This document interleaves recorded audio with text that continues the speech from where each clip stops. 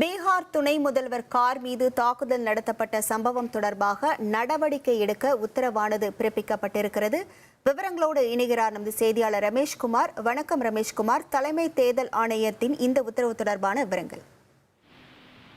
பீகாரில் துணை முதல்வராக இருக்கும் விஜயகுமார் சின்ஹாவின் கார் மீது தாக்குதல் நடத்தப்பட்ட விவகாரத்தில் குற்றவாளிகளின் மீது கடுமையான நடவடிக்கை எடுக்க பீகார் மாநில டிஜிபிக்கு இந்திய தலைமை தேர்தல் ஆணையர் ஞானேஷ்குமார் உத்தரவிட்டிருக்கிறார். குறிப்பாக விஜயகுமார் சின்ஹா தான் போட்டியிடக்கூடிய லக்கிசராய் தொகுதிக்கு உட்பட்ட ஒரு வாக்குப்பதிவு மையத்திற்கு நேரில் பார்வையிட சென்ற போது அவருடைய வாகனத்தை வழிமறித்த சில கும்பல் அவரை ஒழிக என முழக்கங்களை எழுப்பியதோடு அவரது வாகனத்தின் மீது கற்கள், மாட்டு சாணம், காலணி ஆகியவற்றை வீசி தாக்குதல் நடத்தினர். இதனால் அந்த பகுதியிலே ஒரு பெரும் பரபரப்பு ஏற்பட்டது.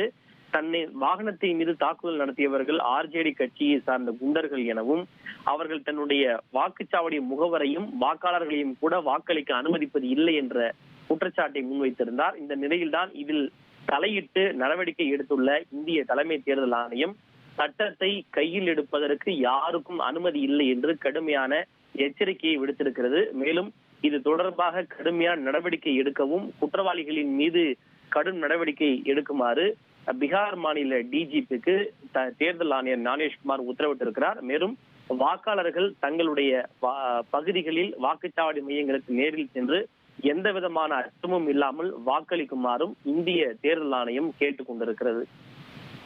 விவரங்களுக்கு நன்றி ரமேஷ்குமார்.